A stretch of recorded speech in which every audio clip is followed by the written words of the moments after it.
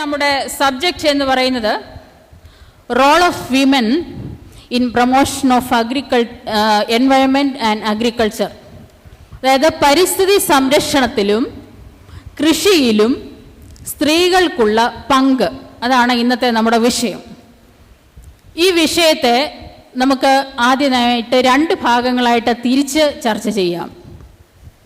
ഒന്നാമത്തേത് പരിസ്ഥിതി സംരക്ഷണത്തിൽ സ്ത്രീകൾക്കുള്ള പങ്ക്, 2 കൃഷിയിൽ സ്ത്രീകൾക്കുള്ള പങ്ക്. ആദ്യമായി പരിസ്ഥിതി സംരക്ഷണത്തിൽ സ്ത്രീകൾക്കുള്ള പങ്ക്. എന്താണ് പരിസ്ഥിതി? എന്താണ് പരിസ്ഥിതി എന്ന് വെച്ചാൽ? പരിസ്ഥിതി എന്ന് പറഞ്ഞാൽ നാം ആയിരിക്കുന്ന ഇടവും അതിൻ്റെ ചുറ്റുപാടും, അതായത് സറൗണ്ടിങ്സ് ഓഫ് ആൻ ഒബ്ജക്റ്റ്, നാം ആയിരിക്കുന്ന ഇടവും അതിൻ്റെ ചുറ്റുപാടിനെയുമാണ് പരിസ്ഥിതി എന്ന് പറയുന്നത്. ഇന്നത്തെ നമ്മുടെ സമൂഹം തീർത്തും അവഗണിക്കുന്നതും തീരെ ഗൗനിക്കപ്പെടാതെ പോകുന്നതുമായ ഒരു വിഷയമാണ് പരിസ്ഥിതി സംരക്ഷണം. എന്നാൽ നമ്മുടെ നാടിൻ്റെ ഇന്നത്തെ ശോചനീയമായ അവസ്ഥ കാണുമ്പോൾ ഇവിടെ താമസിക്കുന്ന നാം ഓരോരുത്തരും, ഓരോ വ്യക്തിയും ഈ പരിസ്ഥിതി സംരക്ഷണം എന്നുള്ള ആശയം ഉൾക്കൊള്ളാൻ ബാധ്യസ്ഥരാണ്. ഇന്ന് പത്രങ്ങളിലൂടെയും മറ്റ് മാധ്യമങ്ങളിലൂടെയും നാം ഒരുപാട് കേട്ടുകൊണ്ടിരിക്കുന്ന ഒരു വിഷയമാണ് പരിസ്ഥിതി സംരക്ഷണം. അനേകം ചർച്ചകളും സംവാദങ്ങളും എല്ലാം മാധ്യമങ്ങളിലൂടെ നാം കേട്ടുകൊണ്ടിരിക്കുകയാണ്. ഈ വിഷയം ഏറ്റവും പ്രാധാന്യമുള്ളൊരു വിഷയമാണ് പരിസ്ഥിതി സംരക്ഷണം. ഈ വിഷയത്തിൻ്റെ പ്രാധാന്യം കണക്കിലെടുത്താണ് ലോകരാഷ്ട്രങ്ങളുടെ ആഗോള സംഘടനയായ ഐക്യരാഷ്ട്രസഭ 1972 വർഷം മുതൽ എല്ലാ വർഷവും ജൂൺ മാസം 5-ാം തീയതി പരിസ്ഥിതി ദിനമായിട്ട് ആഘോഷിക്കുന്നത്, വേൾഡ് എൻവയോൺമെൻറ്റ് ഡേ ആയിട്ട് ആഘോഷിക്കുന്നത്. ഇങ്ങനെയുള്ള ഒരു ആഘോഷത്തിൻ്റെ ആവശ്യം എന്താ? ഇവിടെയുള്ള ജനങ്ങളെ പരിസ്ഥിതി സംരക്ഷണത്തെപ്പറ്റിയും പരിസ്ഥിതിയെപ്പറ്റിയും അവബോധം ഉള്ളവരാക്കി തീർക്കുക എന്നുള്ളതാണ് ഇതുപോലെയുള്ള ആഘോഷത്തിൻ്റെ ഉദ്ദേശം. എന്താണ് ഈ പരിസ്ഥിതി പ്രശ്നങ്ങൾക്ക് കാരണം? എന്താണ് പരിസ്ഥിതി പ്രശ്നങ്ങൾക്ക് കാരണം? ഒറ്റ വാക്കിൽ നാം അതിൻ്റെ ഉത്തരം പറഞ്ഞാൽ, ഈ ഭൂമിയെയും നമ്മുടെ പ്രകൃതിയെയും ഈ പ്രകൃതിയിലുള്ള വിഭവങ്ങളെയും അമിതമായി മനുഷ്യൻ ചൂഷണം ചെയ്യുന്നു എന്നുള്ളതാണ് നമ്മുടെ പരിസ്ഥിതി പ്രശ്നങ്ങളുടെ പ്രധാനമായ കാരണം. നാം തിരുവചനം അടിസ്ഥാനമാക്കി പഠിക്കുമ്പോൾ നമുക്കെല്ലാവർക്കും അറിയാവുന്ന കാര്യമാണ്. നാം മനസ്സിലാക്കുന്നത്, ഈ ലോകത്തിൽ മനുഷ്യൻ പരിസ്ഥിതി അവബോധമുള്ളവനും ഇവിടുത്തെ ജൈവ വൈവിധ്യത്തെ സംരക്ഷിക്കുന്നതിന് കടപ്പെട്ടവരും ആണെന്നാണ്. ദൈവവുമായുള്ള ബന്ധത്തിൽ നാം അനുദിനം വളരുന്നത് പോലെ നമ്മുടെ പരിസ്ഥിതിയുമായിട്ടുള്ള ബന്ധത്തിൽ നമുക്ക് അനുദിനം വളരുവാനായിട്ട് കഴിയണം. ഈ ഭൂമിയിലുള്ള സകല വിഭവങ്ങളും നാം ഉപയോഗിക്കുമ്പോൾ അതെല്ലാം ദൈവത്തിൻ്റെ ദാനമാണ് എന്നുള്ള ഒരു വിചാരത്തിൽ നമുക്കതിനെയെല്ലാം ഉപയോഗിക്കുവാനായി കഴിയണം. പ്രധാനമായിട്ട് ഉൽപ്പത്തി പുസ്തകം 1-ാം അധ്യായത്തിൽ പറയുന്നത് പോലെ, ദൈവം ഈ ഭൂമിയെ സൃഷ്ടിച്ച ശേഷം പടിപടിയായി ഒരു പ്ലാൻ അനുസരിച്ച് ഭൂമിയിലുള്ള സകലത്തെയും ഉണ്ടാക്കി. അതായത് വെളിച്ചം, ആകാശവിതാനം, കര, കടൽ, പ്രകാശഗോളങ്ങൾ, ജീവജാലങ്ങൾ, പർവ്വജാതികൾ എല്ലാം ദൈവം ഒരു പ്ലാൻ അനുസരിച്ചുണ്ടാക്കി. അതായത് നമ്മളൊരു വീട് പണിയുമ്പോൾ നമ്മളൊരു പ്ലാൻ അനുസരിച്ച് പണിയുന്നത് പോലെ ഈ ഭൂമിയെ സൃഷ്ടിച്ച ശേഷം ദൈവം ഈ ഭൂമിക്ക് വേണ്ടതെല്ലാം പടിപടിയായി ഉണ്ടാക്കി. ഇങ്ങനെ പടിപടിയായി ഉണ്ടാക്കിയ ശേഷം ഏറ്റവും അവസാനമാണ് സൃഷ്ടിയുടെ മകുടമായ മനുഷ്യനെ ദൈവം സൃഷ്ടിച്ചത്. അപ്പോൾ ഈ ഭൂമിയെയും ഈ ഭൂമണ്ഡലത്തെയും ജീവജാലങ്ങളെയും എല്ലാം സൃഷ്ടിച്ച കർത്താവാണ് നമ്മുടെ യഥാർത്ഥ ഉടയവൻ. നാം എല്ലാവരും ഈ ഉടയവനോട് കടപ്പെട്ടിരിക്കുകയാണ്. ദൈവം നമ്മളെ ഈ ലോകത്തിലാക്കി വെച്ചെങ്കിലും നമുക്ക് ചില ഉത്തരവാദിത്തങ്ങൾ നൽകിയാണ് ദൈവം ഈ ലോകത്തിലേക്ക് നമ്മെ ഓരോരുത്തരെയും അയച്ചിരിക്കുന്നത്. ഉൽപ്പത്തി പുസ്തകത്തിൽ തന്നെ പറയുന്നുണ്ട്, യഹോവയായ ദൈവം മനുഷ്യനെ കൂട്ടിക്കൊണ്ടുപോയി ഏദൻ തോട്ടത്തിലാക്കി ശുദ്ധവായു ഭക്ഷിപ്പാൻ ചെടികളും വൃക്ഷങ്ങളും കുടിപ്പാൻ ജലവും എല്ലാം നൽകി. അപ്പോൾ ചില ഉത്തരവാദിത്വങ്ങൾ ഏൽപ്പിച്ച് ദൈവം ഭൂമിയിലേക്ക് അയച്ചു. തോട്ടം കാപ്പാനും അവിടെ വേല ചെയ്യുവാനുമുള്ള ഉത്തരവാദിത്വം കൂടി ഏൽപ്പിച്ചാണ് നമ്മളെ ഈ ലോകത്തിലേക്ക് അയച്ചത്. ഇവിടെ നാം ആരും ഈ ഭൂമിയുടെ ഉടമസ്ഥരൊന്നുമല്ല. നാം എല്ലാവരും ഇവിടുത്തെ കാര്യവിചാരകന്മാർ മാത്രമാണെന്നാണ് ബൈബിളിൽ പറയുന്നത്. അപ്പോൾ നമുക്കിതിൻ്റെ ഒന്നും ഉടമസ്ഥ അവകാശം ഏറ്റെടുക്കാൻ, ഈ ഭൂമിയുടെയും പ്രകൃതിയുടെയും പ്രകൃതിയിലുള്ള വിഭവങ്ങളുടെയും ഒന്നും ഉടമസ്ഥ അവകാശം ഏറ്റെടുക്കുവാനായിട്ട് നമുക്ക് പറ്റത്തില്ല. നാം ഇവിടുത്തെ ഒരു കാര്യവിചാരകർ മാത്രമാണ്. എന്നാൽ ഇന്നത്തെ മനുഷ്യന്റെ പ്രവൃത്തികൾ ഏതുതരമാണ്?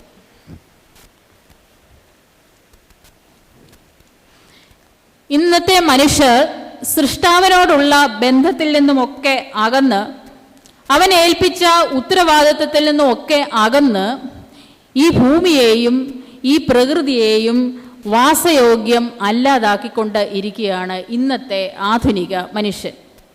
എങ്ങനെയാണ് ഇന്നത്തെ ആധുനിക മനുഷ്യൻ വാസയോഗ്യം അല്ലാതാക്കിക്കൊണ്ടിരിക്കുന്നത്? എങ്ങനെയാണ്? അതായത് അനുദിനം വർദ്ധിച്ചുകൊണ്ടിരിക്കുന്ന ജനസംഖ്യയ്ക്ക് ആനുപാതികമായി നമ്മുടെ അടിസ്ഥാന സൗകര്യ വികസനത്തിനും നമ്മുടെ പാർപ്പിട സൗകര്യ വികസനത്തിനും ഒക്കെ ആയിട്ടും വർദ്ധിച്ചു വരുന്ന വാഹനപ്പെരുപ്പം, അതിന് കൂടുതൽ റോഡുകൾ ആവശ്യമായി വരുമ്പോൾ കൂടുതൽ റോഡുകൾ ഉണ്ടാക്കുവാനായിട്ടും പുതിയ പുതിയ വ്യവസായങ്ങൾ വർദ്ധിച്ചു വരുമ്പോൾ, വ്യവസായിക വളർച്ച ഉണ്ടാകുമ്പോൾ അതിനൊക്കെയും നമ്മൾ നശിപ്പിക്കുന്നത് ഈ സൃഷ്ടിയുടെ ഏറ്റവും പ്രധാനപ്പെട്ട മനോഹരിതമായ വൃക്ഷങ്ങളെയും ചെടികളെയും ആണെന്നുള്ളത് നിങ്ങൾക്കെല്ലാവർക്കും അറിയാവുന്ന വസ്തുതയാണ്. അങ്ങനെയാണ് നാം ഈ പ്രകൃതിയെ നമ്മൾ വാസയോഗ്യമല്ലാതാക്കിക്കൊണ്ടിരിക്കുന്നത്. ഈ ലോകത്തിൽ പ്രത്യേകിച്ചും ഇന്ത്യയിൽ ജൈവ വൈവിധ്യത്തിൻ്റെ നിലനിൽപ്പിനും ഭക്ഷ്യ മൃഗസംരക്ഷണത്തിൻ്റെയും കാർഷിക മേഖലയുടെയും നിലനിൽപ്പിനും ഒക്കെ ഇന്ന് ഇത് ഒരു വെല്ലുവിളിയായിട്ട് ഉയർന്നു വന്നിരിക്കുകയാണ്. ഈ പ്രതികൂല സാഹചര്യങ്ങളെ ഒന്നും നമുക്ക് ഇനിയും നിസ്സംഗതയോടെ നോക്കി നിൽക്കാനായിട്ട് പറ്റത്തില്ല. ഇതിനെ നമ്മളൊരു ദീർഘവീക്ഷണത്തോടുകൂടെ ആത്മാർത്ഥതയോടും കൂടെയുമുള്ള ഒരു കാൽവയ്പ്പാണ് ഇതിന് നമുക്ക് ആവശ്യമുള്ളത്. നമ്മുടെ പണ്ട് കാലത്തെ പറ്റിയൊക്കെ നമ്മൾ ചിന്തിച്ചാൽ എങ്ങനെയാ? നമ്മുടെ പൂർവ്വപിതാക്കന്മാരുടെ കാലത്തെ പറ്റിയൊക്കെ നമ്മൾ ചിന്തിച്ചാൽ എങ്ങനെയായിരുന്നു പണ്ട് കാലം? പണ്ട് കാലത്ത് എല്ലാ വീട്ടുവളപ്പിലും കുറേ മരങ്ങളുണ്ട്. തേക്കും തെങ്ങും പുളിയും മാവും മറ്റ് വാഴയും മറ്റ് കൃഷികളും എല്ലാം ഉണ്ട്. അങ്ങനെ ചേർന്നായിരുന്നു നമ്മുടെ വീട്ടുവളപ്പുകൾ. എല്ലാ വീട്ടിലും ഉണ്ട് ഒരു തൊഴുത്തും കുറച്ച് മൃഗങ്ങളും. എല്ലാ വീട്ടിലുമുണ്ട് കോഴിയും മറ്റ് പക്ഷികളും. അപ്പോൾ പണ്ടത്തെ പൂർവ്വപിതാക്കന്മാർ ഈ പരിസ്ഥിതിയുമായുള്ള ഒരു അവബോധത്തിൽ ജീവിച്ചവരായിരുന്നു. തൻ്റെ ചുറ്റുമുള്ള സസ്യ ജന്തു വർഗത്തോട് അനുവർത്തിക്കേണ്ട ഒരു സഹവർത്തിത്വത്തെപ്പറ്റി അവർ ബോധവാന്മാരും ആയിരുന്നു. പണ്ട് ഞാൻ ചില പുസ്തകങ്ങളിൽ വായിച്ചിട്ടുണ്ട്, ഒരു മരം വെട്ടണമെങ്കിൽ പണ്ടൊരു പ്രാർത്ഥന കഴിച്ച ശേഷം മാത്രമേ ഒരു മരം പോലും വെട്ടത്തുള്ളായിരുന്നു. പക്ഷേ ഇന്നത്തെ മനുഷ്യൻ്റെ സ്ഥിതി എങ്ങനെയാണ്? ഇന്നത്തെ നമ്മുടെ സമൂഹത്തിൻ്റെ സ്ഥിതി എങ്ങനെയാണ്? ഇന്ന് പ്രകൃതി നേരിടുന്ന വെല്ലുവിളികൾ എന്തെല്ലാമാണ്? അത് നമുക്ക് ഇന്ന് പരിശോധിക്കാം.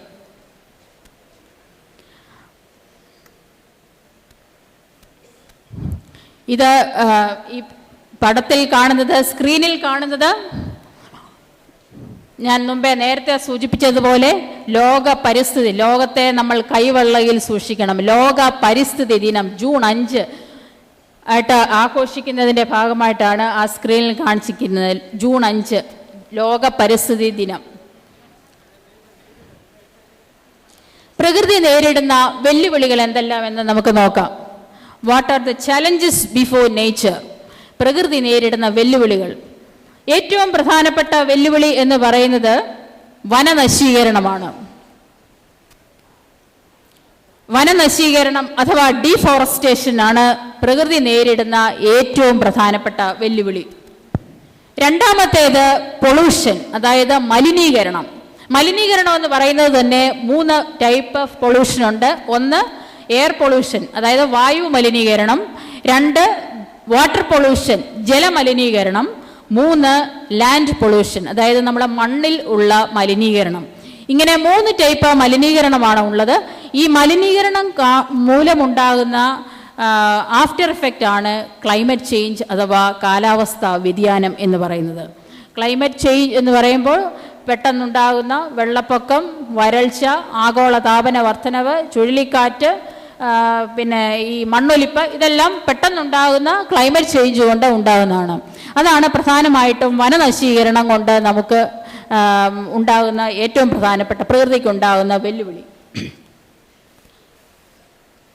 മനോഹരിതമായ വനം, അതായത് വൃക്ഷങ്ങൾ തിങ്ങി നിൽക്കുന്ന വനം, കണ്ടാൽ വളരെ ബ്യൂട്ടിഫുൾ ആയിട്ടുള്ള ഒരു നേച്ചറായിരുന്നു നമുക്ക് ഉണ്ടായിരുന്നത്. വൃക്ഷങ്ങൾ എന്ന് പറയുന്നത് കാർബൺ ഡൈ ഓക്സൈഡിനെ വലിച്ചെടുത്ത് ഓക്സിജനെ പുറത്തേക്ക് വിടും. അതുപോലെ തന്നെ നമുക്ക് അന്തരീക്ഷത്തിൽ ഒരു താപ സന്തുലിത അവസ്ഥ നിലനിർത്തുവാനും മരങ്ങൾക്ക് കഴിയും. അതുപോലെ മണ്ണിലെ ഇറോഷൻ, അതായത് മണ്ണൊലിപ്പ് തടയുന്നതിനും മരങ്ങൾക്ക് കഴിയും. എന്നാൽ ഇന്നത്തെ നമ്മുടെ ലോകത്തിൻ്റെ സ്ഥിതി അനുസരിച്ച് നമ്മുടെ രാജ്യം പുരോഗമിക്കുമ്പോൾ, ഞാൻ നേരത്തെ സൂചിപ്പിച്ച പോലെ രാജ്യം പുരോഗമിക്കുന്നു, നമുക്ക് അടിസ്ഥാന സൗകര്യ വികസനത്തിനും പാർപ്പിട സൗകര്യത്തിനും വ്യവസായ വികസനത്തിനും ഒക്കെയായിട്ട് നമ്മൾ നശിപ്പിക്കുന്നത് ഈ വനങ്ങളെയാണ്.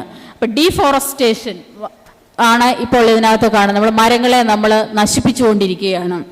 അങ്ങനെ വികസനവും നശീകരണവും അതിൻ്റെ സന്തുലിതാവസ്ഥ നഷ്ടപ്പെട്ടപ്പോഴാണ് അതൊരു പാരിസ്ഥിതിക പ്രശ്നമായിട്ട് ഉടലെടുത്തത്. ഇന്ന് നമ്മുടെ മാനവരാശിയുടെ നിലനിൽപ്പ് തന്നെ അപകടത്തിലാണെന്നൊന്നും മനുഷ്യൻ ചിന്തിക്കുന്നില്ല. ചിന്തിക്കാതെയാണ് അനിയന്ത്രിതമായിട്ട് മരങ്ങൾ ചെടികളും ഒക്കെ നശിപ്പിച്ചുകൊണ്ടിരിക്കുന്നത്. കുടിവെള്ളവും ഭക്ഷണവും ഇന്ധനവും ഒക്കെ കിട്ടാത്ത ഒരു കാലം അതിവിദൂരമല്ല എന്ന് നാം ആരും ഓർക്കുന്നില്ല. അതുകൊണ്ട് പ്രകൃതി നേരിടുന്ന ഏറ്റവും പ്രധാനപ്പെട്ട വെല്ലുവിളിയായ വനനശീകരണത്തെ നാം കാര്യമായിട്ട് ഇനി ആത്മാർത്ഥതയോടെ കൈകാര്യം ചെയ്തെങ്കിൽ മാത്രമേ സാധ്യമാകുകയുള്ളൂ.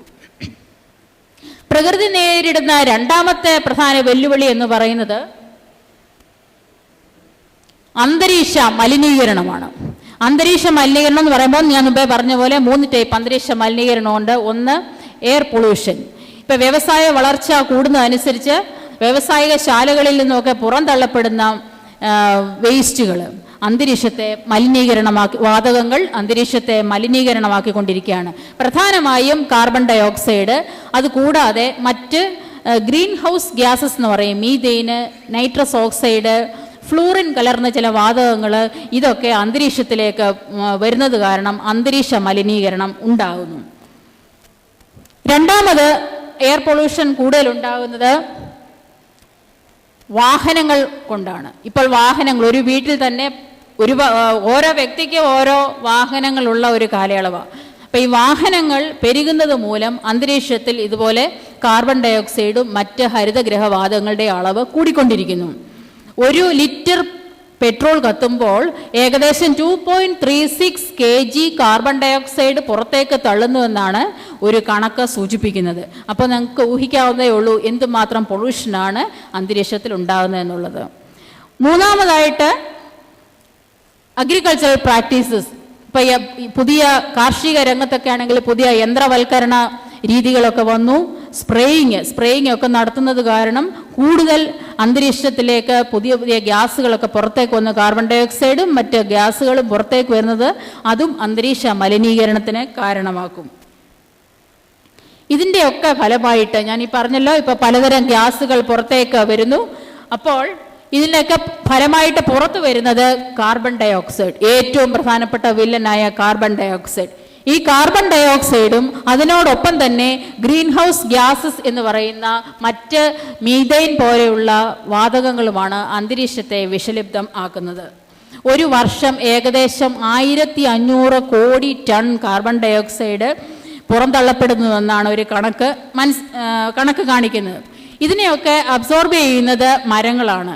എന്നാൽ കഴിഞ്ഞ നൂറ്റാണ്ടിൽ നമ്മുടെ നാട്ടിലുണ്ടായ വ്യാവസായിക വളർച്ച കാരണവും ജനസംഖ്യാ പെരുപ്പം കാരണവും ഈ മരങ്ങൾക്ക് ഈ കാർബൺ ഡയോക്സൈഡിനെ ഫുൾ ആഗിരണം ചെയ്യാനുള്ള ഒരു കപ്പാസിറ്റി, അതിന് തക്കവണ്ണമുള്ള മരങ്ങൾ നമ്മുടെ പ്രകൃതിയിൽ ഇല്ലാതെയായിരിക്കുകയാണ്.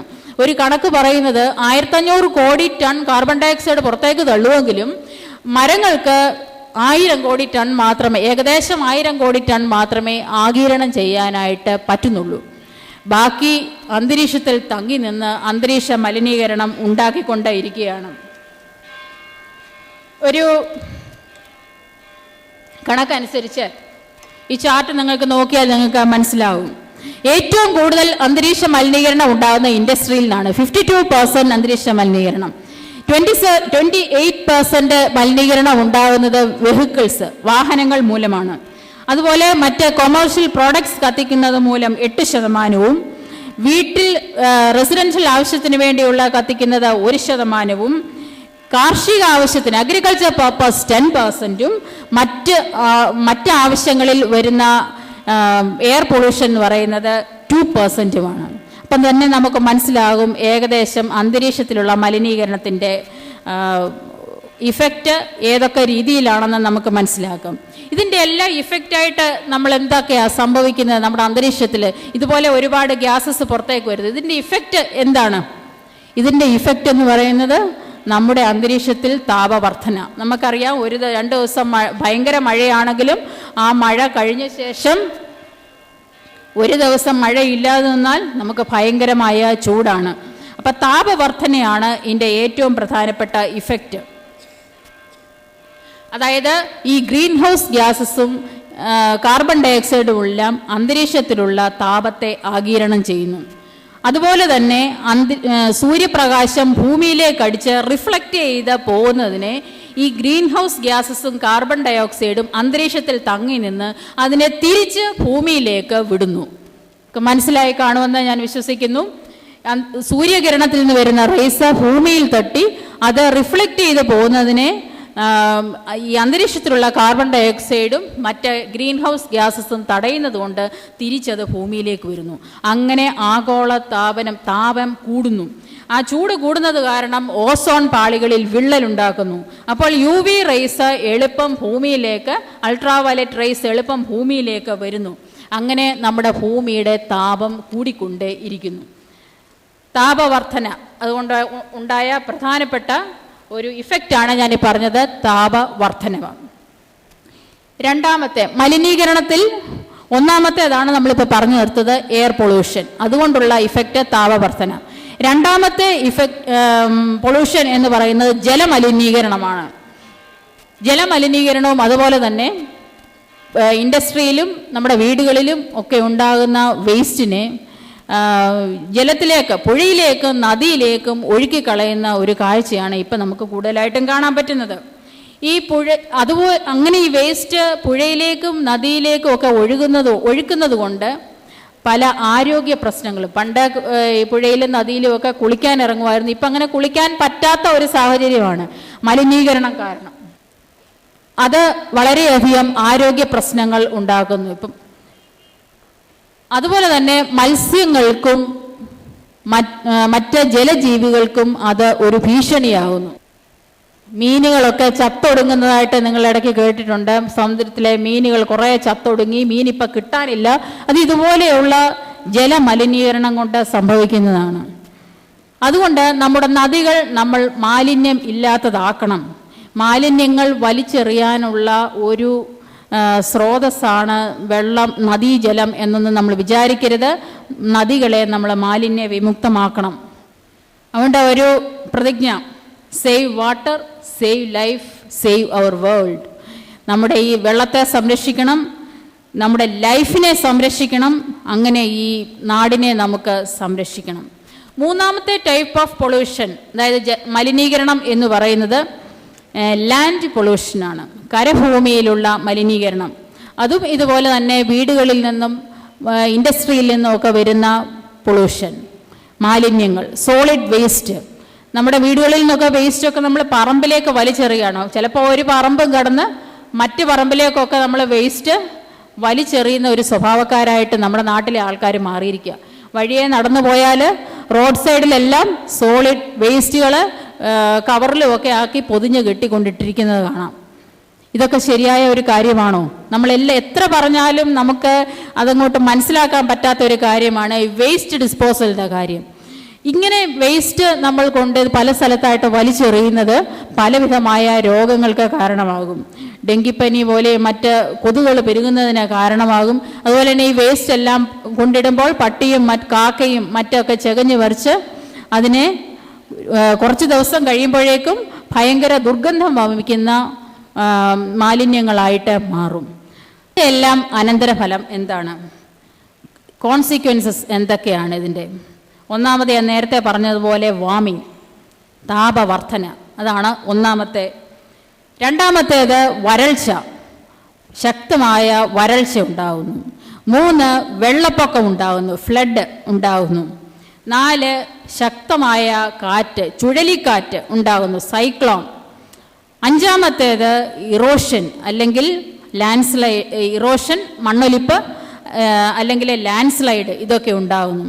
ഇതൊക്കെയാണ് ഇതിൻ്റെ പ്രധാനപ്പെട്ട ഈ കോൺസിക്വൻസ്. അതായത് വനനശീകരണം മൂലവും മലിനീകരണം മൂലവും അന്തരീക്ഷത്തിലുണ്ടാകുന്ന കോൺസിക്വൻസസ് ആണ് ഈ 5 കാര്യങ്ങൾ.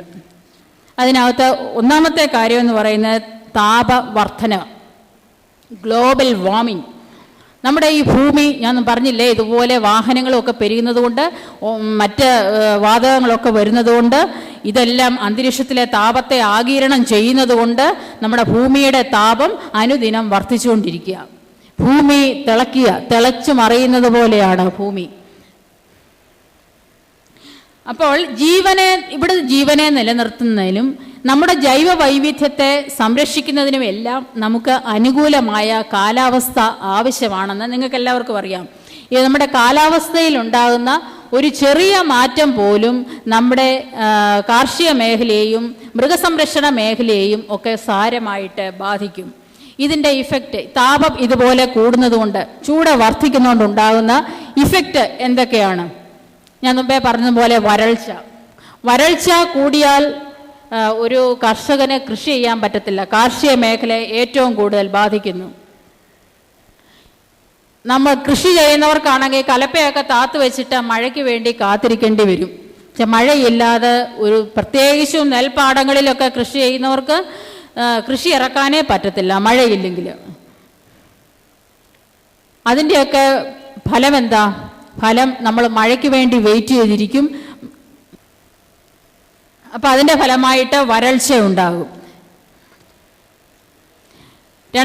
രണ്ടാമത്തെ കാര്യം എന്ന് പറയുന്നത് വെള്ളപ്പൊക്കം ഉണ്ടാകുക, ഫ്ലഡ്. അന്തരീക്ഷത്തിൽ ചൂട് കൂടുന്നത് കാരണം മഞ്ഞ് മലകൾ ഉരുകുന്നു. അതുകൊണ്ട് വെള്ളപ്പൊക്കം ഉണ്ടാവുകയും താഴ്ന്ന പ്രദേശങ്ങൾ വെള്ളത്തിനടിയിലാകും. വെള്ളപ്പൊക്കം ഉണ്ടാകുമ്പോൾ ഒരു ഭാഗത്തു നിന്ന് മറ്റൊരു ഭാഗത്തേക്ക് ആൾക്കാർക്ക് പലായനം ചെയ്യേണ്ടി വരും. സമുദ്ര തടാകങ്ങളിലൊക്കെ, ശുദ്ധജല തടാകങ്ങളിലൊക്കെ സമുദ്രജലം കയറി അത് സമുദ്രജലം കയറി അത് മലിനമാകും. ജലജീവികൾക്കൊക്കെ അത് അപകടമാകും. അതുപോലെ തന്നെയാണ് ചുഴലിക്കാറ്റ്, ശക്തമായ കാറ്റ് ഉണ്ടാകും. ശക്തമായ കാറ്റ് ഉണ്ടാകുന്നത് മൂലം കൃഷിനാശം ഉണ്ടാകും. കൃഷിനാശം ഉണ്ടാകുകയും അതുപോലെ തന്നെ ഉരുൾപൊട്ടലുകൾക്കെല്ലാം കേൾക്കാം. ഇതുപോലെ ശക്തമായ കാറ്റും മഴയും ഉണ്ടാകുന്നത് കാരണം ഉരുൾപൊട്ടലും മണ്ണൊലിപ്പും ഉണ്ടാകും. ഇതിനെല്ലാം നമുക്ക് പരിഹാരമായിട്ട് ചെയ്യാവുന്ന കാര്യങ്ങൾ എന്തെല്ലാമാണ്? ക്ലൈമറ്റ് നമ്മളിനി അത് പരിഹാരമാർഗം നമ്മൾ അവലംബിച്ചില്ലെങ്കിൽ നാം ഇങ്ങനെയായി പോകുന്നതിന് മുമ്പ് നമുക്ക് ക്ലൈമറ്റിനെ, ഏത് രീതിയിൽ ക്ലൈമറ്റ് ചേഞ്ചിനെ നമുക്ക് ചേഞ്ച് ചെയ്യാം എന്നുള്ളതിനെ പറ്റി നമ്മളിപ്പോഴേ ശ്രദ്ധിക്കണം. അതിനെന്തെല്ലാം പരിഹാര മാർഗങ്ങൾ ചെയ്യാമെന്നുള്ള കാര്യത്തെപ്പറ്റി നമുക്ക് സംസാരിക്കാം. ഇതുവരെ പറഞ്ഞ കാര്യങ്ങളൊക്കെ നിങ്ങൾക്ക് മനസ്സിലായി കാണുമെന്ന് ഞാൻ കരുതുന്നു.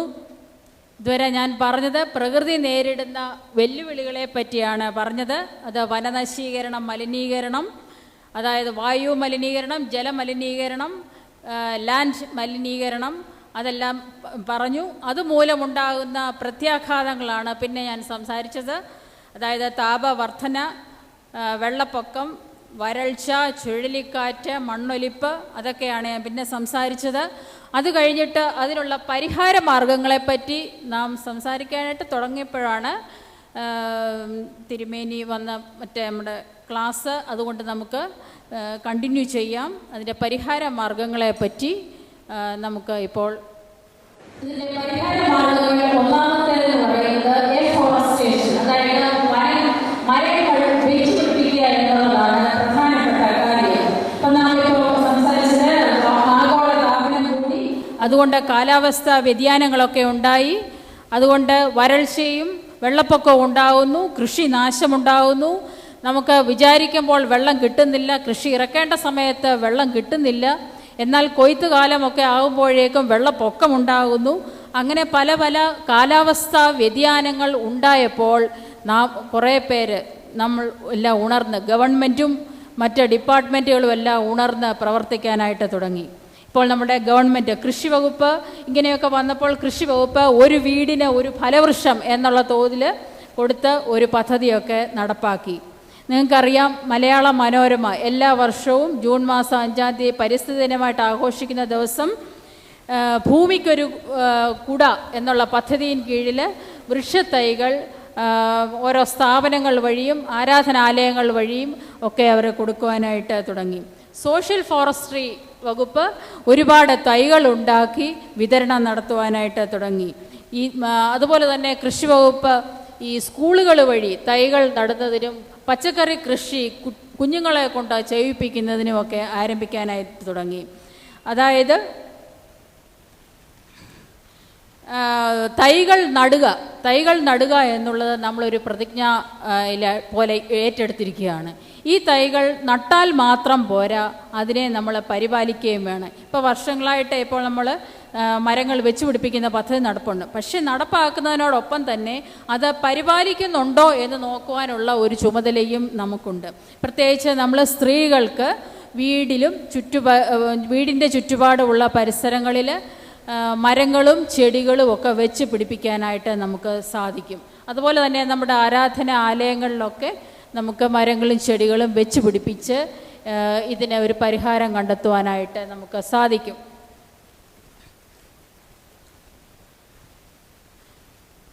ഇതാണ് ചെടികൾ വെച്ച് പിടിപ്പിക്കുക, അതിനെ നാം സംരക്ഷിക്കുക. ഇത് വിദ്യാലയങ്ങളിലുമൊക്കെ ഇപ്പോൾ പച്ചക്കറി കൃഷി, ഞാൻ നേരത്തെ സൂചിപ്പിച്ചല്ലോ, പച്ചക്കറി കൃഷിയും മറ്റ് തൈകൾ നടുന്നതിന് വിദ്യാർത്ഥികളോടൊപ്പം തന്നെ സ്കൂൾ അധ്യാപകരും ഇപ്പോൾ മുമ്പിട്ട് വന്ന് കൃഷി ചെയ്യിപ്പിക്കുന്നതാണ്. മരങ്ങൾ ധാരാളമായി വെച്ച് പിടിപ്പിച്ച് നമ്മുടെ ഈ കാലാവസ്ഥാ വ്യതിയാനത്തെ ചെറുക്കുന്നതിനായിട്ട് നമുക്ക് ശ്രമിക്കാം. അടുത്തത് രണ്ടാമത്തെ കാര്യമെന്ന് പറയുന്നത് വാട്ടർ കൺസർവേഷൻ. അതായത് നമുക്ക് ഉള്ള വെള്ളത്തെ നമ്മൾ തടഞ്ഞ് നിർത്തി വെള്ളത്തെ സംരക്ഷിക്കുക. അതായത് നിലവിലുള്ള കുളങ്ങൾ നാം സംരക്ഷിക്കണം, പാടശേഖരങ്ങൾ സംരക്ഷിക്കണം. പണ്ട് ഓരോ കൃഷി കഴിയുമ്പോഴും കുളങ്ങളൊക്കെ ചെത്തി വെടിപ്പാക്കി ആഴം കൂട്ടി സൈഡൊക്കെ കെട്ടി വൃത്തിയാക്കി വെക്കുന്ന ഒരു ശീലമുണ്ടായിരുന്നു. എന്നാൽ ഇപ്പോൾ കുളങ്ങളുടെയൊക്കെ സൈഡുകൾ എൻക്രോച്ച് ചെയ്ത് കൊണ്ടുപോകുന്ന ഒരു കാഴ്ചയായി ഇപ്പോൾ കാണാനുള്ളത്. അതുകൊണ്ട് നമ്മൾ നിലവിലുള്ള കുളങ്ങൾ എന്തായാലും സംരക്ഷിക്കപ്പെടുവാനായിട്ട് നാം ശ്രദ്ധിക്കണം. പാടശേഖരങ്ങൾ അതുപോലെ നാം സംരക്ഷിക്കപ്പെടുവാനായിട്ട് ശ്രദ്ധിക്കണം. നീർത്തട സംരക്ഷണ നിയമം എന്നൊക്കെ പറഞ്ഞ് ഗവൺമെൻറ് നിയമമൊക്കെ ഉണ്ടാക്കിയിട്ടുണ്ട്. എന്നാൽ ഈ നിയമത്തെയൊക്കെ കാറ്റിൽ പറത്തിയാണ് പാടശേഖരങ്ങളൊക്കെ ജനസംഖ്യ പെരുകുന്നതനുസരിച്ച് നികത്തി കെട്ടിടങ്ങളും മറ്റ് സമുച്ചയങ്ങളും ഒക്കെ ആയിക്കൊണ്ടിരിക്കുന്നത്. അത് അങ്ങനെ പ്രോത്സാഹിപ്പിക്കുന്നത് ശരിയല്ല. അതുപോലെ തന്നെ നമുക്ക് ചെക്ക് ഡാമുകൾ കെട്ടാം, തടയണകൾ കെട്ടി വെള്ളത്തെ തടഞ്ഞു നിർത്താം. നമുക്കിവിടെ ഒരു വർഷം 3000 മില്ലി മഴയൊക്കെ കിട്ടുന്നുണ്ടെങ്കിലും അതിൻ്റെ ഒരു 40% പെട്ടെന്ന് ഒഴുകി അങ്ങ് കടലിലേക്ക് പോവുകയാണ്. ഒരു കണക്ക് പറയുന്നത് 8 മണിക്കൂർ കൊണ്ട് 40% വെള്ളം ഒഴുകി കടലിലേക്ക് പോവുകയാണ്. അങ്ങനെ വെള്ളം അങ്ങ് ഒഴുകിപ്പോകുന്നതിനെ, ഓടിപ്പോകുന്ന വെള്ളത്തെ നമുക്കൊന്ന് നിർത്താൻ കഴിയണം. പതുക്കെ അനങ്ങിപ്പോകുന്ന വെള്ളത്തെ നമ്മൾ നിർത്തി ഭൂമിയിലേക്ക് വെള്ളം ഇറങ്ങുവാനായിട്ടുള്ള സാഹചര്യം സൃഷ്ടിക്കണം. അതാണ് തടയണകൾ കൊണ്ട് ഉദ്ദേശിക്കുന്നത്. നമുക്ക് സ്ത്രീകൾക്കൊക്കെ വീട്ടിൽ വെള്ളം ധാരാളമായി യൂസ് ചെയ്യുന്നവരാണ് നമ്മൾ. വെള്ളം ഉപയോഗിക്കുന്നതിന് ഒരു മിതത്വം പാലിക്കാനായിട്ട്, ഉള്ള വെള്ളത്തെ പാഴാക്കി കളയാതെ ഒരു മിതത്വം പാലിക്കാനായിട്ട് നമുക്ക് കഴിയും. അതിൻ്റെ ഒരു കണക്കാണ് ഇതിനകത്ത് പറയുന്നത്. ഏറ്റവും കൂടുതൽ ബാത്റൂമിലും ടോയ്ലറ്റിലാണ് ഏറ്റവും കൂടുതൽ, പിന്നെ ബാത്റൂമിലും, പിന്നെ ഡ്രിങ്കിങ്ങിന് വേണ്ടിയും മറ്റ് ലോണ്ട്രി, ഡിഷസ്, വാഷസിനൊക്കെ വേണ്ടിയിട്ടാണ് കൂടുതൽ വെള്ളം നമ്മൾ യൂസ് ചെയ്യുന്നത്. അത് സ്ത്രീകളായ നമുക്ക് വെള്ളത്തെ പരിമിതപ്പെടുത്തി നമുക്ക് പാഴാക്കി കളയാതിരിക്കാനായിട്ട് കഴിയും. അടുത്തത്, നമ്മുടെ വീടുകളിൽ മഴവെള്ള സംഭരണികൾ ഉണ്ടാക്കാനായിട്ട് കഴിയും. ഇപ്പോൾ കുറേ വീടുകളിലൊക്കെ ഉണ്ടാക്കി തുടങ്ങുന്നുണ്ട്. വെള്ളത്തിൻ്റെ ഷോർട്ടേജ് കാരണം അപ്പം നമ്മുടെ വീടിൻ്റെ ടെറസിൽ വീഴുന്ന വെള്ളം ഒട്ടും തന്നെ പാഴാക്കി കളയാതെ പ്രത്യേക ഒരു തൂമ്പ് വഴി ആ വെള്ളത്തെ ഒരു പ്രത്യേക ടാങ്കിൽ നമുക്ക് സംഭരിച്ചു വെക്കുവാനായിട്ട് കഴിയും. പല രീതിയിൽ അത് സംഭരിക്കുന്ന രീതിയാണ് ഈ പടത്തിൽ കാണുന്നത്. ഇങ്ങനെ സംഭരിക്കുന്ന വെള്ളം നമുക്ക് നമ്മുടെ വീട്ടിലെ തന്നെ ഡ്രിങ്കിങ് പർപ്പസ്, കുടിക്കാനുള്ള ആവശ്യത്തിനും മറ്റ് ചെടികൾക്ക് നനയ്ക്കുന്നതിന് വേണ്ടിയിട്ടും നമുക്ക് ഉപയോഗിക്കുവാനായിട്ട് കഴിയും. അതുപോലെ തന്നെ നമുക്ക്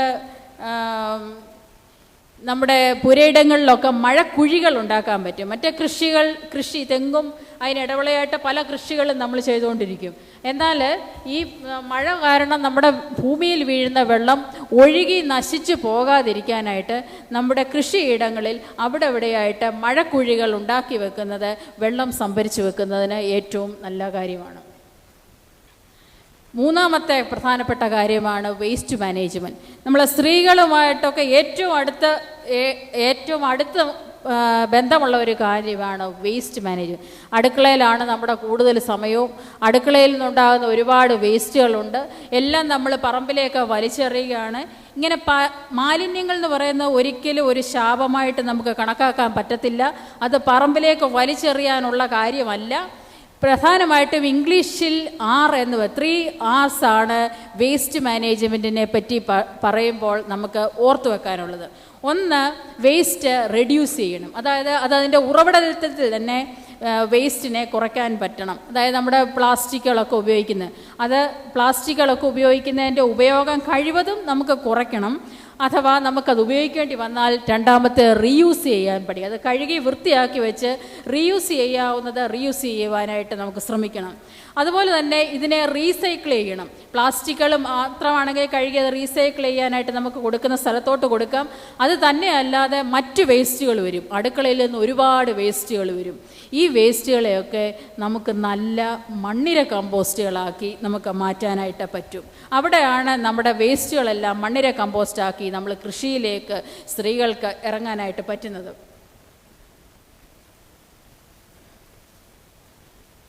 വേസ്റ്റുകൾ ഇടേണ്ട സ്ഥാനത്ത് തന്നെ നമ്മൾ ഇടണം. അതിനെ വലിച്ചെറിയരുത് എന്ന് കാണിക്കുന്നതിനാണ് ഈ പടം.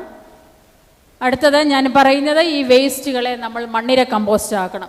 എല്ലാ വീടുകളിലും ഒരു ചെറിയ തോതിലുള്ള മണ്ണിര കമ്പോസ്റ്റ് ഉണ്ടാക്കുന്നതിന് യാതൊരു വിധമായ ബന്ധപ്പാടുമില്ല. ഒരുപാട് അടുക്കള വേസ്റ്റുകൾ നമുക്കുള്ളതുകൊണ്ട് ഇത് ആഫ്രിക്കൻ ടൈപ്പിലുള്ള ഒരു മണ്ണിരയാണ്. യൂഡ്രിനസ് യുജീനെ എന്ന് പറയും ഈ മണ്ണിര. ഇത് വളരെ വളരെ പെട്ടെന്ന് ഇത് പെരുകുന്നതാണ്. മുട്ടയിട്ട് വളരെ പെട്ടെന്ന് പെരുകുന്നതാണ്. അല്പം മണ്ണിര കമ്പോസ്റ്റ് ഉണ്ടാക്കാനായിട്ട് അല്പം മണ്ണിരയെ നമ്മൾ വാങ്ങിച്ചാൽ മതി. ഇപ്പോൾ ബോധന അല്ലെങ്കിൽ കാർഷിക സർവകലാശാലയുടെ കേന്ദ്രങ്ങൾ, യൂണിവേഴ്സിറ്റികൾ, അവിടെയൊക്കെ നമുക്ക് മണ്ണിരയെ വാങ്ങിക്കാൻ കിട്ടും. അത് തന്നെയല്ല, ഇപ്പോൾ ഒരുപാട് പേര് മണ്ണിര കമ്പോസ്റ്റ് ലാർജ് സ്കെയിൽ ഉണ്ടാക്കുന്നുണ്ട്. അവിടെ നിന്നൊക്കെ നമുക്ക് അല്പം മണ്ണിരയെ വാങ്ങിയാൽ നമ്മുടെ വീട് അവശിഷ്ടങ്ങൾ കൊണ്ട് നമുക്കൊരു മണ്ണിര കമ്പോസ്റ്റ് നമുക്ക് ഉണ്ടാക്കുവാനായിട്ട് കഴിയും. മണ്ണിര തന്നെയാണ്, അതല്പം വലുതാക്കി കാണിച്ചതേ ഉള്ളൂ. നമുക്കുണ്ടാക്കാവുന്ന ഒന്നാമത്തേത് പൈപ്പ് കമ്പോസ്റ്റ്. കമ്പോസ്റ്റ് പലതരമുണ്ട്. കൃഷി വകുപ്പ് കൊടുക്കുന്നത്, സബ്സിഡി കൊടുക്കുന്ന കമ്പോസ്റ്റ് ഉണ്ട്. അതെന്ന് പറയുന്നത് ലാർജ് സ്കെയിലൊക്കെ ചെയ്യുന്നുണ്ട്. ഏകദേശം ഒരു 2-2.5 മീറ്റർ നീളവും 1 മീറ്റർ വീതിയിലും 75 സെൻറ്റിമീറ്റർ താഴ്ചയിലുമുള്ള ടാങ്കുകൾ നിർമ്മിച്ച് കെട്ടി ഉണ്ടാക്കുന്നതിനാണ് കൃഷി വകുപ്പ് സബ്സിഡി കൊടുക്കുന്നത്. അതുപോലെ നമുക്ക് അത്രയും സബ്സിഡിക്കായിട്ടൊന്നും പോയില്ലെങ്കിലും നമ്മുടെ വീട്ടിലെ വേസ്റ്റ് കൊണ്ട് നമുക്കുണ്ടാക്കാൻ പറ്റുന്ന പ്രധാനപ്പെട്ട ഒരു കമ്പോസ്റ്റാണ് പൈപ്പ് കമ്പോസ്റ്റ്. അതായത് ഒരു 8 ഇഞ്ച് വ്യാസവും 1 മീറ്റർ വീതി ലെങ്തിലുമുള്ള പൈപ്പുകൾ 2 എണ്ണം വാങ്ങിച്ച് നമ്മൾ നമ്മുടെ പുരയിടത്തിൽ എവിടെയെങ്കിലും 1 അടി താഴ്ചയിൽ കുഴിച്ചു വെക്കുക. കുഴിച്ചു വെച്ചിട്ട് അതിൻ്റെ മേളിൽ എന്തെങ്കിലും മൂടി കൊണ്ട് മൂടണം. അതിനകത്ത് നമ്മൾ വേസ്റ്റ് ഇടുക. അടുക്കളയിൽ നിന്ന് ഓരോ ദിവസം കിട്ടുന്ന വേസ്റ്റ് അതിനകത്ത് ഇട്ടാൽ മതി. ഇടയ്ക്ക് നമ്മൾ അല്പം ചാണകം പാലാക്കി അതിനകത്ത് ഒഴിച്ചു കൊടുക്കണം. ഈ വേസ്റ്റ് ഒന്ന് അവിഞ്ഞു വരുമ്പോൾ അല്പം മണ്ണിരയെ കൂടി ഇട്ട് കൊടുക്കുക. പിന്നെ നിങ്ങൾ വേസ്റ്റ് മാത്രം ഇട്ട് കൊടുത്താൽ മതി. ഈ പൈപ്പ് നിറഞ്ഞു കഴിയുമ്പോൾ അതിനെ അടച്ചു വെച്ച് നമുക്ക് അടുത്ത പൈപ്പിൽ വേസ്റ്റ് ഇതുപോലെ നിറയ്ക്കാനായിട്ട് നോക്കാം. അടുത്ത പൈപ്പിലെ വേസ്റ്റൊക്കെ നിറഞ്ഞു വരുന്ന സമയമാകുമ്പോഴേക്കും ആദ്യത്തെ പൈപ്പിൽ നല്ല മണ്ണിര കമ്പോസ്റ്റായിട്ട് രൂപപ്പെടുന്നതാണ് കാണുന്നത്. ഈ രീതിയിലാണ് പൈപ്പ് അത് നമുക്ക് ഭൂമിയിൽ കുഴിച്ചിട്ട് കഴിഞ്ഞാൽ നല്ല മണ്ണിര കമ്പോസ്റ്റായിട്ട് നമുക്ക് എടുക്കാൻ പറ്റും. ഈ പൈപ്പ് കമ്പോസ്റ്റ് പറ്റിയില്ലെങ്കിൽ നമുക്ക് ഇതുപോലെയുള്ള വീഞ്ഞ പെട്ടികളിൽ അടുക്കളയിൽ തന്നെ ഒരു കമ്പോസ്റ്റ് ഉണ്ടാക്കുക. ഇതുപോലെയുള്ള പെട്ടികൾ നിങ്ങൾക്ക് സാധാരണ പല ഉപയോഗം കഴിഞ്ഞ ശേഷം വാങ്ങിക്കാൻ കിട്ടുമല്ലോ. അപ്പോൾ അതിൻ്റെ അടിഭാഗത്ത് അല്പം ചരൽ ഇട്ടുകൊണ്ട് അതിൻ്റെ മുകളിൽ അല്പം ചകിരി ഇട്ടുകൊണ്ട് അതിൻ്റെ മുകളിൽ അടുക്കളയിൽ നിന്ന് വരുന്ന വേസ്റ്റ് ഇടുക. അതിനകത്ത് വേസ്റ്റ് ഇട്ട് അല്പം കഴിയുമ്പോൾ അല്പം മണ്ണിലേക്ക് കൂടെ ഇടുക. പിന്നെ അല്പം ചാണകപ്പാൽ കിട്ടുമെങ്കിൽ അത് ഒഴിക്കുക. വീണ്ടും വേസ്റ്റ് മാത്രം ഇട്ടുകൊണ്ടിരുന്നാൽ മതി. യാതൊരു വിധമായ ദുർഗന്ധവും ഉണ്ടാകത്തില്ല. 40 ദിവസം കഴിയുമ്പോഴേക്കും ഉഗ്രൻ മണ്ണിര കമ്പോസ്റ്റായിട്ട് നമുക്ക് കിട്ടും. ഇതുപോലെയുള്ള പാത്രങ്ങൾ കിട്ടുമെങ്കിൽ അതിനകത്തും നമുക്ക് മണ്ണിര കമ്പോസ്റ്റിനെ ഉണ്ടാക്കാം. അങ്ങനെയൊക്കെ ചെയ്യുമ്പോൾ അതിൻ്റെ അടിയിൽ ഒരു സുഷിരമിടുവാൻ പ്രത്യേകമായിട്ട് നാം ശ്രദ്ധിക്കണം. ഇതുപോലെയുള്ള മൺകലങ്ങളുണ്ടെങ്കിൽ മൺകലത്തിലും നമുക്ക് കമ്പോസ്റ്റ് ഉണ്ടാക്കാം. മൺകല കമ്പോസ്റ്റ് അതല്പം പൊക്കി ഇതുപോലെ ഒരു സ്റ്റാൻഡിൽ വെച്ചിട്ട് വേണം ഇതുപോലെ ചെയ്യുവാനായിട്ട്. അതിനും അടിയിലൊരു സുഷിരം വേണം. എക്സസ് വെള്ളം വന്നാൽ അത് വാർന്ന് പോകുന്നതിന് വേണ്ടിയിട്ട്. ഈ പറഞ്ഞതൊക്കെ നമുക്ക് അടുക്കളയുടെ ഒരു സൈഡിൽ നമുക്ക് മാറ്റി വെച്ച് കമ്പോസ്റ്റ് ഉണ്ടാക്കാവുന്നതാണ്. നമുക്ക് സ്ത്രീകൾക്ക് വളരെ നന്നായിട്ട് ചെയ്യാം. നമ്മുടെ ചെടികൾക്ക് ഇട്ട് കൊടുക്കാം. ഉദ്യാനങ്ങളുള്ളവർക്ക് അതിനിട്ട് കൊടുക്കാം. മറ്റ് കൂടുതലായിട്ടുണ്ടാക്കുന്നവർക്കാണെങ്കിൽ മറ്റ് വിളകൾക്കെല്ലാം ഇട്ട് കൊടുക്കാം. ഈ വർദ്ധിച്ചു വരുന്ന ഈ വളരെ ഫാസ്റ്റായിട്ടാണ് ഈ മണ്ണിര പെരുകുന്നത്. അതിനെ നമുക്ക് മറ്റുള്ളവർക്ക് അടുത്തുള്ളവർക്കൊക്കെ കൊടുത്ത് അവരെയൊക്കെ നമുക്ക് സഹായിക്കാം. പിന്നെ ഇതിനകത്ത് ഇങ്ങനെ ഉണ്ടാക്കുമ്പോൾ നിങ്ങൾ ശ്രദ്ധിക്കേണ്ട 1-2 കാര്യമുണ്ട്. അതിനകത്ത് കൂടുതൽ എരി പുളി ഉള്ളതൊന്നും നമ്മൾ അതിനകത്ത് കൊണ്ടിടരുത്. അതുപോലെ കുപ്പിച്ചില്ല് അങ്ങനെയുള്ളതൊന്നും ഇടാതിരിക്കാൻ ശ്രദ്ധിക്കണം. ഒരുപാട് വെള്ളം ഇതിനകത്ത് പോകാതിരിക്കാൻ ശ്രദ്ധിക്കണം. അതുപോലെ തന്നെ ഉറുമ്പ് കയറി ഇതിനെ നശിപ്പിക്കാതിരിക്കാൻ ശ്രദ്ധിക്കണം. അതുപോലെ തന്നെ എലി വന്ന് ഇതിനെ കൊണ്ടുപോകാതിരിക്കത്തക്കവണ്ണം മേളിൽ ഒരു പ്രത്യേക മൂടിയും ഉണ്ടാക്കി നമ്മൾ അതിനെ സൂക്ഷിക്കേണ്ടതാണ്. ഇത്രയും നേരം ഞാൻ പറഞ്ഞത് നമ്മുടെ ക്ലാസ്സിൻ്റെ 1ാമത്തെ ഭാഗമായിരുന്നു. അതെന്തായിരുന്നു 1ാമത്തെ ഭാഗം? പരിസ്ഥിതി പ്രശ്നങ്ങൾ എന്തൊക്കെയാണ്, അതിനകത്ത് നമുക്ക് എന്തെല്ലാം കാര്യങ്ങൾ ചെയ്യാൻ പറ്റും എന്നുള്ളതിനെ പറ്റിയാണ് ഞാൻ ഇത്രയും പറഞ്ഞത്. ഇപ്പോൾ നമ്മളിപ്പോൾ അവസാനം വന്ന് നിൽക്കുന്നത് കമ്പോസ്റ്റിലാണ്. ഈ കമ്പോസ്റ്റ് ഉപയോഗിച്ച് സ്ത്രീകൾക്ക് വീട്ടിൽ തന്നെ ചെയ്യാവുന്ന ഏറ്റവും പ്രധാനപ്പെട്ട കാര്യം എന്താ? കൃഷിക്കകത്ത് ഏത് കൃഷിയാണ് നമുക്ക് ഏറ്റവും എളുപ്പം ചെയ്യാവുന്നത്? പച്ചക്കറി കൃഷി എന്ന് കേൾക്കുമ്പോൾ എല്ലാം പെട്ടെന്ന് ഓർക്കുന്നത് കൃഷിയെല്ലാം പുരുഷന്മാർക്കുള്ളതാണ്, അത് നമുക്കുള്ളതല്ല എന്നുള്ള ചിന്ത കുറേ പേർക്കുണ്ട്. എന്നാൽ അതിൽ നിന്നൊക്കെ ഒത്തിരി വ്യത്യാസം വന്നു. ഇപ്പോൾ ഒരുപാട് പേര് വീട്ടിൽ പച്ചക്കറി കൃഷി ചെയ്യുന്നുണ്ട്. എന്തെല്ലാം നമ്മൾ സ്ത്രീകൾക്കാണെങ്കിൽ ഒരുപാട് ബദ്ധപ്പാടാണ്, വീട്ടിലൊരുപാട് ബദ്ധപ്പാട്. കൃഷിയെപ്പറ്റി ചോദിക്കുമ്പോൾ എല്ലാവർക്കും കുറേ പേര് പറയും ഞങ്ങൾക്ക് സമയമില്ല, ചിലപ്പോൾ പറയും നല്ല വിത്ത് കിട്ടാനില്ല, വിത്ത് കിട്ടിയാൽ തന്നെ ഒന്ന് ഇട്ട് കഴിഞ്ഞ് മുളച്ച് വരുമ്പം മുതൽ അതിന് കീടമായി രോഗമായി, അതുകൊണ്ട് നമ്മൾ കൃഷി അങ്ങ് ഉപേക്ഷിച്ചിരിക്കുക. നമുക്ക് കയ്യിൽ കാശുണ്ടല്ലോ, മാർക്കറ്റിലോട്ട് ഓടിച്ചെന്നാൽ ഏത് തരത്തിലുള്ള പച്ചക്കറി നമുക്കിപ്പോൾ വാങ്ങിക്കാൻ കിട്ടും. പിന്നെ നമ്മൾ എന്തിനാ വീട്ടിൽ അല്പം പച്ചക്കറി ഉണ്ടാക്കി നമ്മൾ ബന്ധപ്പെടുന്നത് എന്തിനാ, കഷ്ടപ്പെടുന്നത് എന്തിനാ എന്നുള്ള ഒരു ചോദ്യമാണ് മിക്ക വീടുകളിലും സ്ത്രീകളുടെ ഭാഗത്തു നിന്ന് ഉണ്ടാകുന്നത്. നമ്മുടെ ഒരു കുടുംബത്തിന് ഒരു സന്തോഷം ഉണ്ടാകണമെങ്കിൽ നമ്മുടെ കുടുംബത്തിലെ അംഗങ്ങളുടെ എല്ലാവരുടെയും ആരോഗ്യം സംരക്ഷിക്കപ്പെട്ടെങ്കിൽ മാത്രമേ നമ്മുടെ കുടുംബത്തിന് ഒരു സന്തോഷം ഉണ്ടാകത്തുള്ളൂ. നമ്മുടെ ഭർത്താക്കന്മാരുടെയും കുഞ്ഞുങ്ങളുടെയും എല്ലാം ആരോഗ്യം നന്നായിരുന്നാലേ നമുക്ക് സന്തോഷം കിട്ടത്തുള്ളൂ. അപ്പം ആരോഗ്യം നന്നാകാനായിട്ട് ഏറ്റവും അത്യാവശ്യമുള്ളതാണ് വെജിറ്റബിൾസ്. നല്ല പോഷകാഹാരം അവർക്ക് കൊടുക്കുക എന്ന് പറയുന്നത് ഏറ്റവും ഇമ്പോർട്ടൻ്റ് ആയിട്ടുള്ള കാര്യമാണ്. അപ്പം ഇങ്ങനെ പോഷകാഹാരങ്ങൾ അവർക്ക് കൊടുക്കണമെങ്കിൽ മാർക്കറ്റിൽ നിന്ന് വാങ്ങിക്കുന്നത് കൊടുത്താൽ നല്ല പോഷകാഹാരം അവർക്ക് കിട്ടുമോ? ഇപ്പോൾ നമുക്ക് മാർക്കറ്റിൽ നമുക്ക് അടുക്കി വെച്ചിരിക്കുന്ന പച്ചക്കറി കണ്ടാൽ വളരെ ഭംഗിയാണ്. നമ്മൾ പൈസയും കൊണ്ട് പോയി ഓരോ പച്ചക്കറിയും എടുത്ത് തിരിച്ചും മറിച്ചും നോക്കി ഒരു പുഴുക്കുത്തു പോലും ഇല്ലാത്ത പച്ചക്കറിയാണ് നമ്മൾ വാങ്ങി മാർക്കറ്റിൽ നിന്ന് വീട്ടിലേക്ക് കൊണ്ടുവരുന്നത്. 1-2 പ്രാവശ്യം ഒന്ന് വാഷ് ചെയ്ത ശേഷം നമ്മൾ അതിനെ കറി വെക്കുകയായിരുന്നു. എന്നാൽ ശരിക്കും കൃഷി വകുപ്പിലൊക്കെ കുറച്ച് നാൾ വർക്ക് ചെയ്തുകൊണ്ട് എനിക്കറിയാവുന്ന ഒരു കാര്യമാണ്, ശരിക്കും നമ്മൾ ഈ വാണിജ്യ അടിസ്ഥാനത്തിലൊക്കെ കൃഷി ചെയ്യുന്ന കർഷകർ, അല്ലെങ്കിൽ നമുക്ക് ഈ പച്ചക്കറി വരുന്നത് എവിടെ നിന്നാണ്? തമിഴ്നാട്, കർണാടക ഏരിയയിൽ നിന്നൊക്കെയാണ്. അവിടെയൊക്കെ കൃഷി ചെയ്യുന്ന കർഷകർ ഈ വാണിജ്യ പർപ്പസിനും വീട്ടിലെ ആവശ്യത്തിനുമായിട്ട് പ്രത്യേകമായിട്ടാണ് കൃഷി ചെയ്യുന്നത്.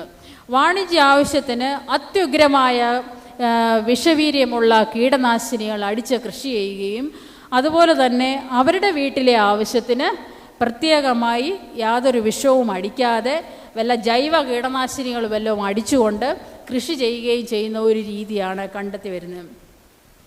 അപ്പോൾ ഈ അടുത്തിടെ ഒരു ഡിപ്പാർട്ട്മെൻറ്റിൽ കുറേ പേരൊക്കെ തമിഴ്നാട് സന്ദർശിക്കാൻ പോയപ്പോഴേ ഒരു പച്ചക്കറിയുടെ ലൈഫ് സ്പാൻ എന്ന് പറയുന്നത് ഒരു 120 ദിവസമേ ഉള്ളൂ, 100-120 ദിവസമേ ഉള്ളൂ.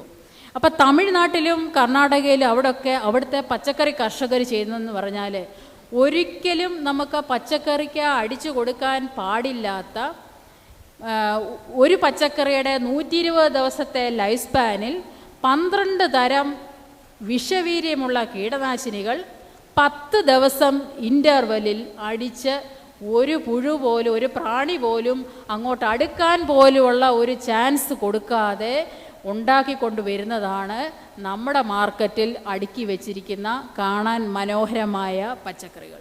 പണ്ട് ഞാൻ കോളേജിലൊക്കെ പഠിക്കുമ്പോൾ അന്ന് ഞങ്ങളുടെ സാർമാരൊക്കെ പറയുമായിരുന്നു, പച്ചക്കറി വാങ്ങിക്കാൻ പോയാൽ ഒരു ചെറിയ പുഴുക്കുത്തെങ്കിലും ഉള്ള പച്ചക്കറിയെ വാങ്ങിച്ചുകൊണ്ട് വരാവൂ, കാരണം അതിനപ്പോൾ വലിയ വിഷവീര്യമുള്ള മരുന്നുകൾ അടിച്ചിട്ടില്ലായിരിക്കും എന്നുള്ള അസംഷനാണ്. പക്ഷെ നമ്മളിപ്പോൾ അതൊന്നും നോക്കുന്നില്ല. ഇങ്ങനെയാണ് ഈ പല കീടനാശിനികൾ ഇങ്ങനെ അടിക്കുന്നത് കൊണ്ട് ഇത് ഫലങ്ങൾ പറിച്ചു കഴിഞ്ഞാൽ പോലും ഈ പച്ചക്കറിയിലൊക്കെ വിഷവീര്യം നിലനിൽക്കും.